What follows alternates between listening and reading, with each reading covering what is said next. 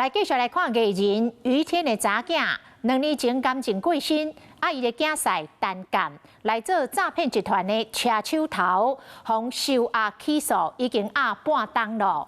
地方法院早起来宣判，判这个陈干有期徒刑2年，假罪5年。讲就是因为陈干伫咧调解的时阵，展现着诚意。当庭付现金160万，甲被害者来和解，才会被判假罪。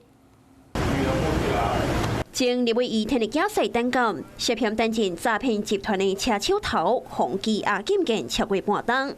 今日早起，台北地方法院宣判陈干被判2年有期徒刑，假罪5冬。来上车。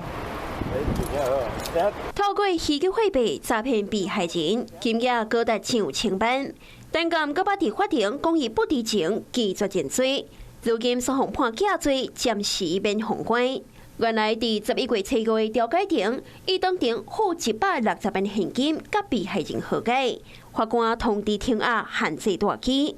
今日早起宣判庭，陈干无到现场，严格无的确是被害人已经原谅伊，被判2年有期徒刑，假罪5冬，加上240点钟的劳务，甲12点钟的法律教育。是尊重法官的判决。2017年，陈干和余天的查囝以冤去结婚，以冤去过身了后，陈干了来做诈骗集团的车手头，红了掉了后，留下2个幼囡仔，互余天一家伙仔表示真痛心。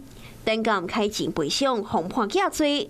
不过虽然免封关，嘛有缘爱为家己的错误好好反省，改过自新。Hello， 我是郑雅芳。想要抢先掌握最及时的新闻资讯吗？赶快订阅、按赞、开启小铃铛，锁定华视新闻 YouTube 频道。